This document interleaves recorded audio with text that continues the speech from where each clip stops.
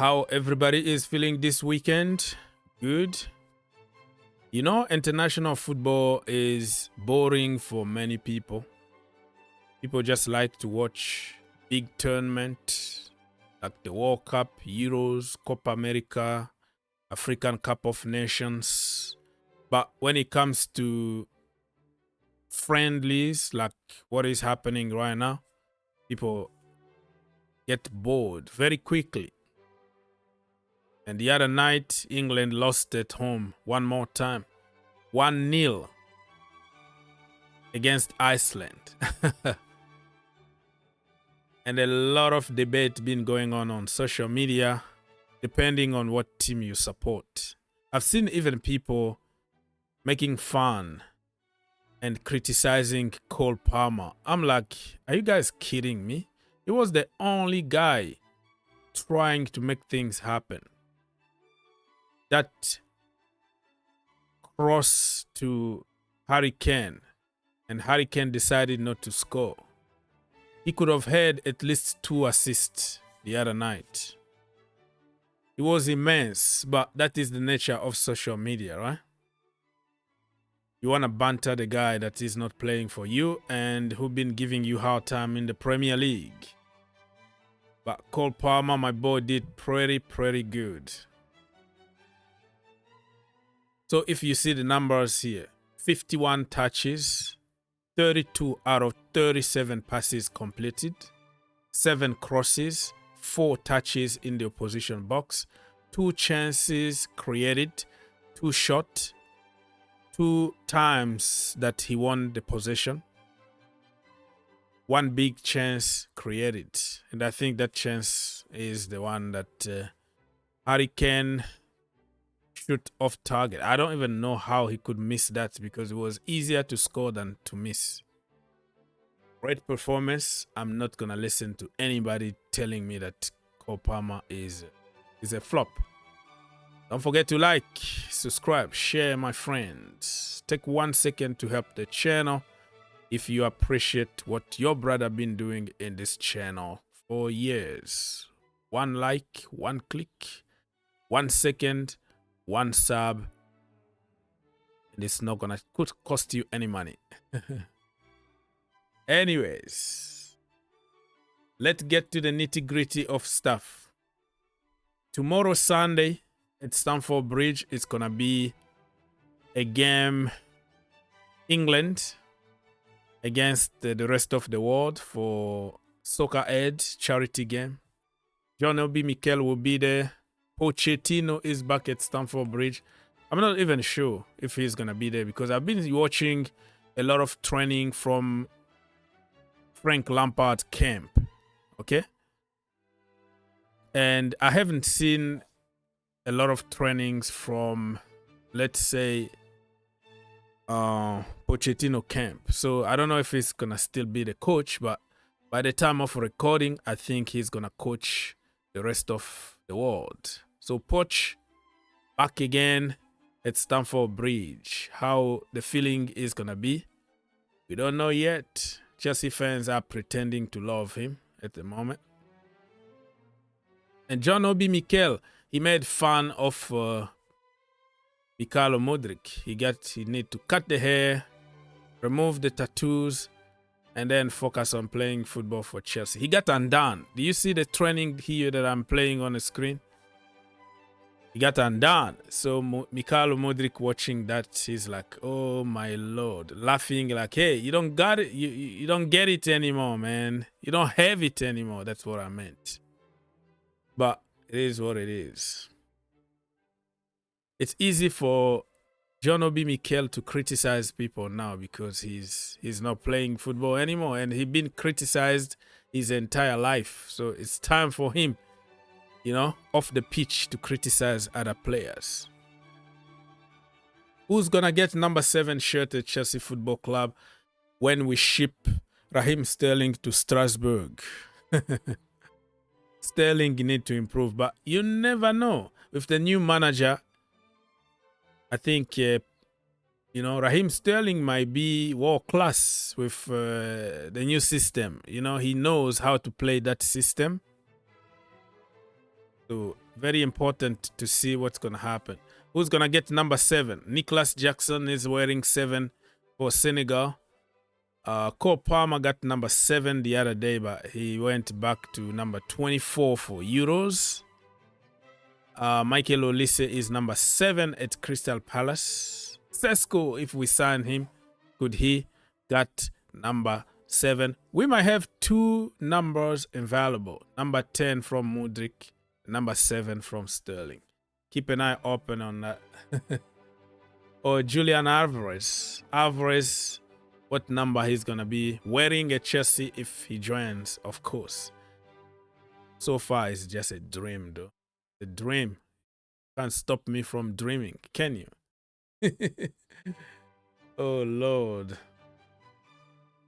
This news here, I don't know how I feel about it, but breaking news this morning was that Real Madrid are interested in 17-year-old Brazilian right back Pedro Lima, according to Diario Sororana.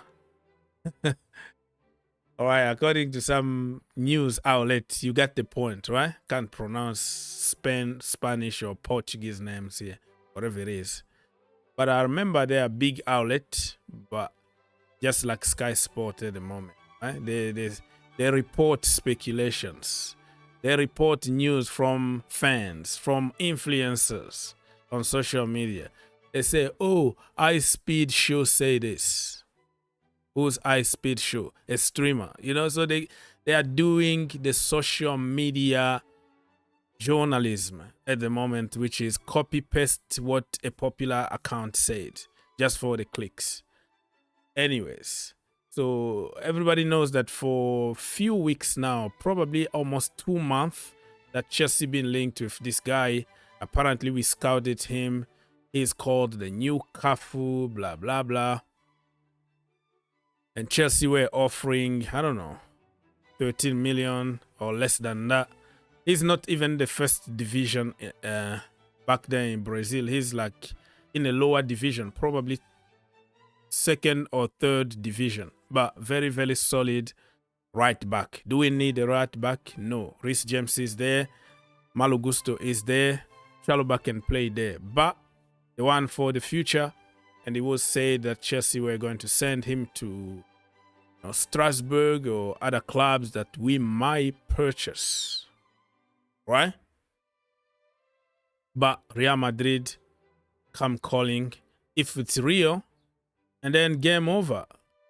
And it reminds me of what happened with Hendrick. Chelsea worked very hard, scouted the boy, agreed pretty much on everything.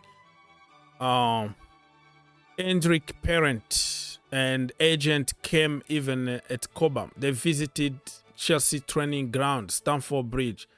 It was just about pay the money and get the player. And Chelsea are like, yeah, we're not going to do it anymore. It's too expensive. And we might regret for that because the guy is in another level. So are we going to miss out on this kid here, or is it the agent of the player trying to get the business done as soon as possible by linking him to Real Madrid and push Chelsea? Say, hey, you gotta come right now because otherwise Madrid are gonna get him. So agent can play a game here. You don't know if it's true, but when Real Madrid come calling, game might be over. But it's not something that I will really regret for not signing. You know, it's not like, oh my goodness, we missed on Hendrick, or we didn't sign Neymar or something like that. He's just a good, solid player.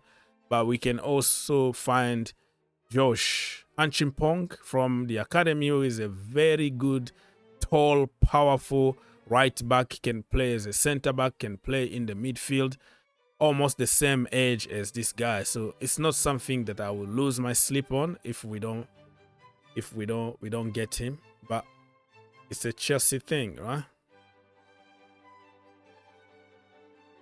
Alvarez, his situation is the same for days. He want to move from City because he's not having playing time. Chelsea can give him playing time. PSG can give him playing time. And Atleti Madrid also can give him playing time. But City don't want to sell him. The last word belongs to the player.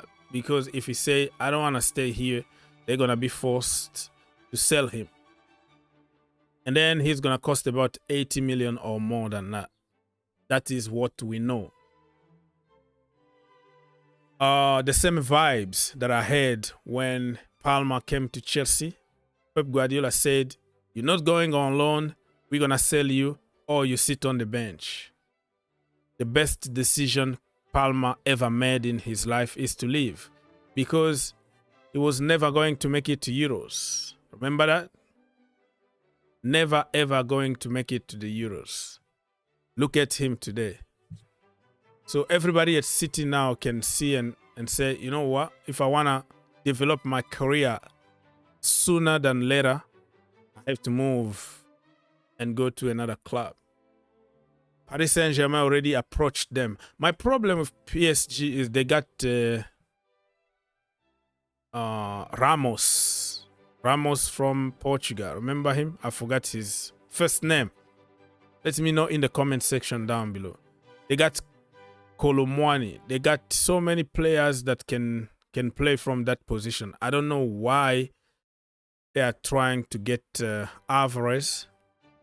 But also remember, between Qatar and the Emirate, Abu Dhabi, they don't have a good relationship. They don't really do business often between the two clubs owned by rivals, you know, Qatar, Abu Dhabi. You see what I'm trying to say here?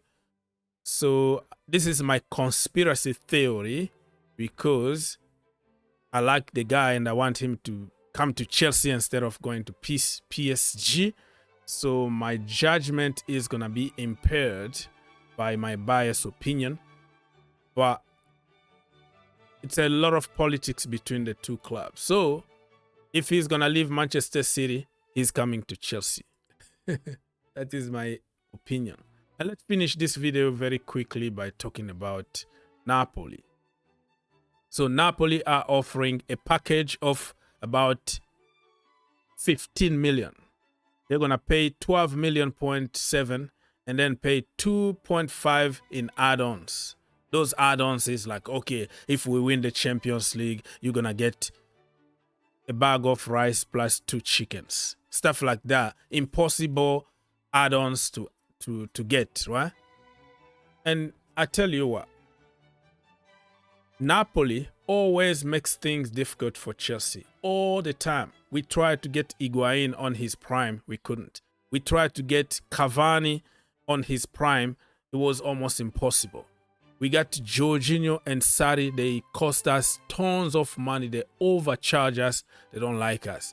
We have even president, their president, De Laurentiis, even made a song to make fun of Marina Granovskaya. Remember the song? Marina, Marina. He was singing it in the press conference.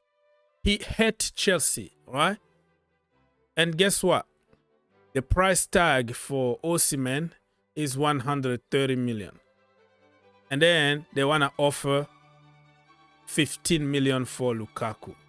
Or 12 million with impossible add-ons. Come on, man. Get out of here. Do me a favor, please. Get out of here.